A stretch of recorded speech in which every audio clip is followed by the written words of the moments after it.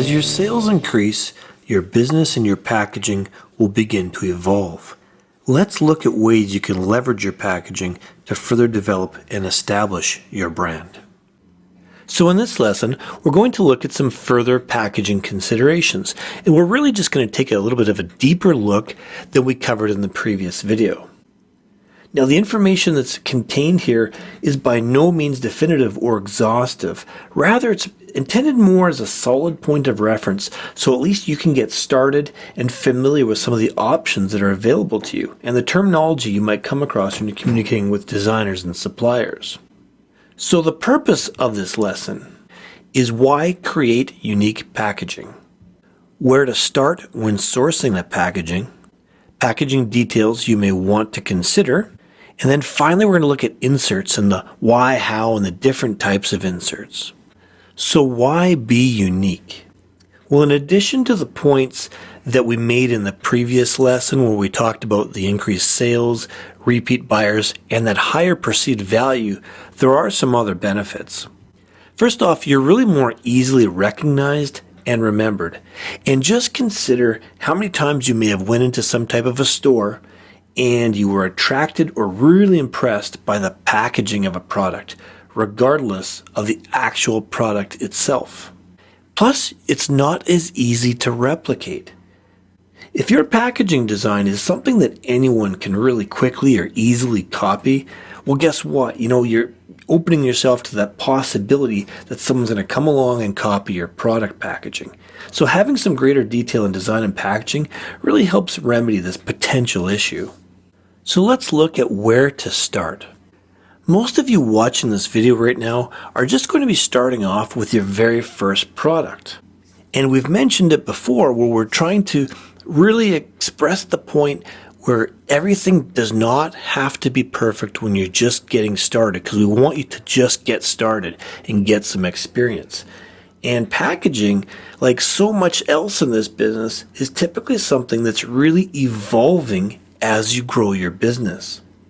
Now, too much customization right away may not be the best idea.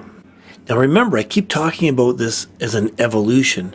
Right out of the gate, you're not going to know some of the changes that might happen, some of that customer feedback that might happen, that's going to cause you to want to evolve and change your packaging. So don't go crazy customizing it right away. Stay fairly simple. And next, you really don't want to blow your entire budget with your first design. Because as we're evolving, we gain experience in selling and understanding your product, it's going to dictate the evolution of your packaging in ways that you might not really be considering too much right now. Now, the easiest way to source packaging is typically through your supplier, especially when you're just getting started. They're most likely going to have some sort of an in-house option, or at very least a working relationship with an existing packaging supplier or a preferred vendor. And if you're working with their recommended supplier or preferred vendor, it's usually a really good option to start off with, simply because the manufacturer and the packaging supplier already have a good working relationship. They understand the requirements for those particular products. And they may already be producing that packaging or very similar packaging for other private labelers. Working with the supplier or preferred vendor can also make that packaging evolution a lot easier as well, because you're already going to have a relationship with them and they fully understand all your product requirements.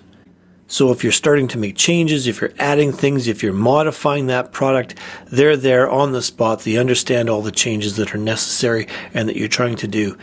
And it's a relatively simple process versus trying to deal with a third-party packaging supplier who might need to have samples sent to them, that type of thing. Plus, going through your supplier is often the most cost-effective route. If you're going outside of your supplier's packaging options, you can find many packages simply by doing a Google search of packaging companies or custom packaging, etc. And if you're sourcing your product overseas, Alibaba has tons of packaging suppliers, and you would search for them just like you would for any other product on Alibaba. So here's some general considerations when it comes to packaging. First off, get a professional designer. Unless you are already a designer or exceptionally talented, or you have the necessary software, Do yourself a favor and hire a designer. Printing companies need the correct formats and source files, and it will simplify your life down the road. Trust me on that one. Next, you need to consider your audience. Does your packaging appeal to your target audience? Think of the style, the colors, those types of things that correspond with the demographics you think you're going to be targeting. Try to stand out from your competitors as much as you can. Simple things like having a green label on your packaging can be very appealing. And by green label, I mean earth-friendly, recyclable, that type of a thing.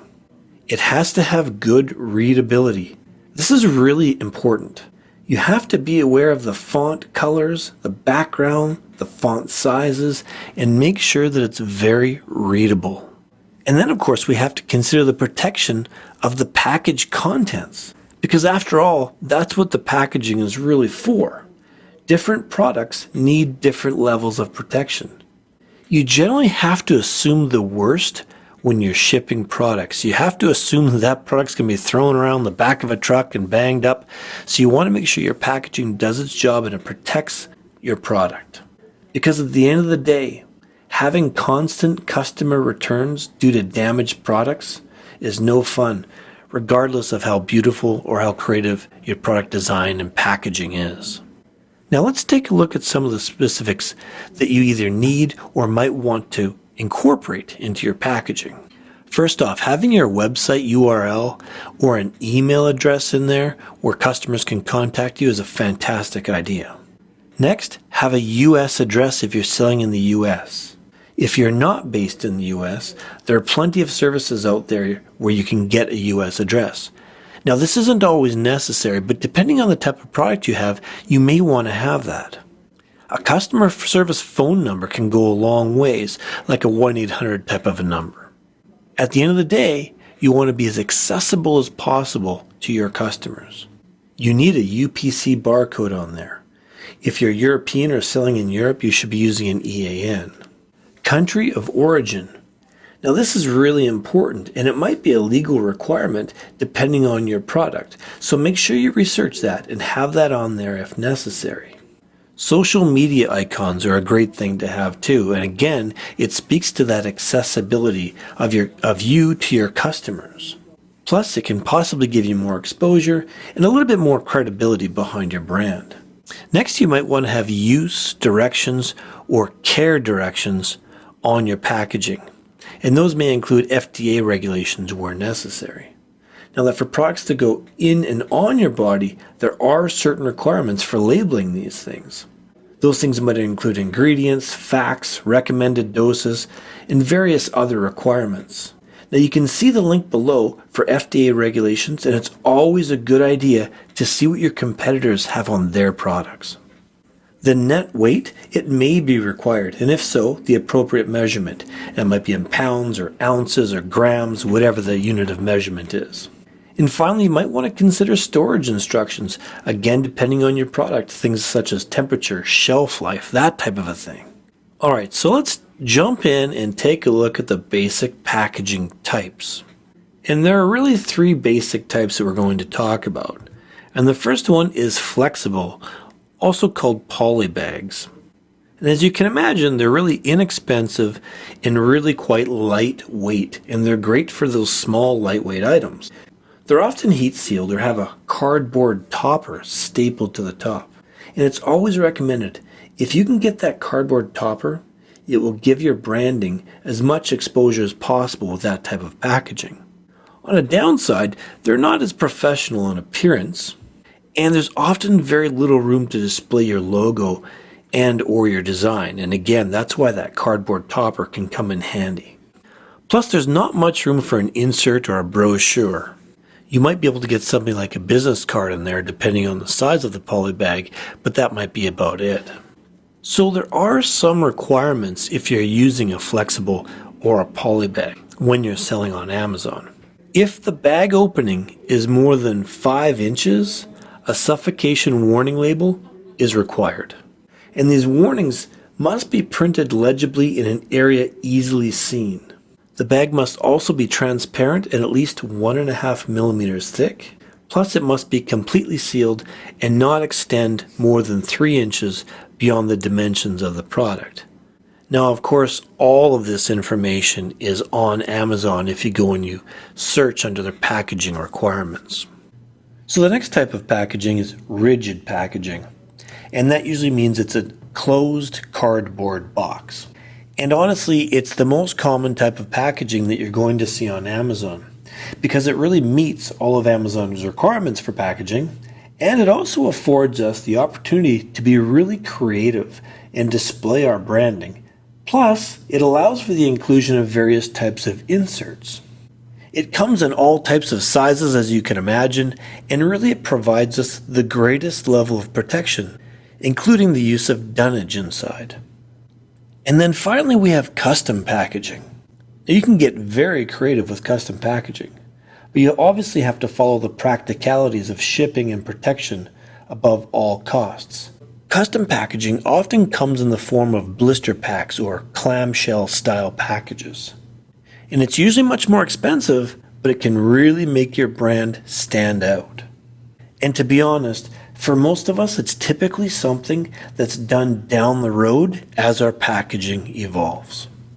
So next, let's take a look at inserts. Now, inserts are a really powerful tool for impressing customers. You can use it to build your mailing list, getting more reviews, and delivering extra value to your customers. Now, an insert is usually a standalone promotional item, such as a slip of paper or cardstock. It can also be something like a simple printed message on the underside of a lid. Some important things to remember, though, when you're using inserts. The content should be short and to the point. The font needs to be bold and attention-grabbing, because you really want your message to be the first thing the consumer sees. If you can't capture your buyer's attention immediately, you aren't going to capture it at all. So you want your advertisement to be that first thing they see when they open the package, so they can't get to the product without reading your bonus offer or your information first. And inserts can really be used to achieve many different objectives. You can use it to build your lists. You can use things like VIP and membership signups, warranty registration, review club registration, etc. You can use them as a how-to to claim bonus or gift instructions. Plus, you can put brochures and other instructions in there as well. And then finally, there's cross-selling and promotional opportunities. You can offer discounts of similar or related products you might be selling. And it's really an excellent way to let your creativity shine through, and it can make up for what your initial packaging may lack. Plus, you may even consider using 2 inserts, and you could use one, for example, for something like an action and another for warranty or user information. Okay, so let's take a look at some typical styles of inserts you're going to see and come across. First of all, there's the buck slip. It's called that because it's about the size of a US dollar bill. And it was originally adapted from magazine advertisements, and most printing companies will already have a template for you or your designer to work with.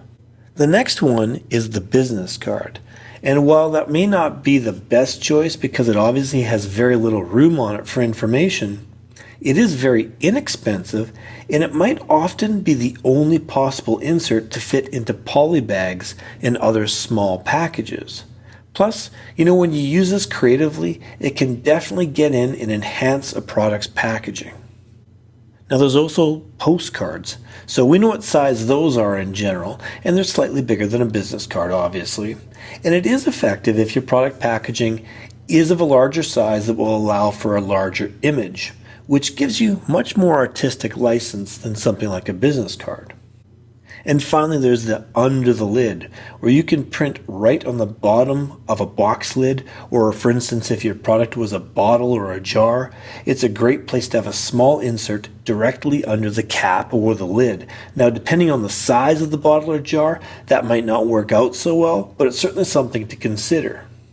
So that pretty much sums it up for our further packaging considerations lesson. So I really hope that you guys got some great ideas and some great value out of this, so you can think forward as your brand and your packaging develops and you have some great ideas and you do your customers a great service.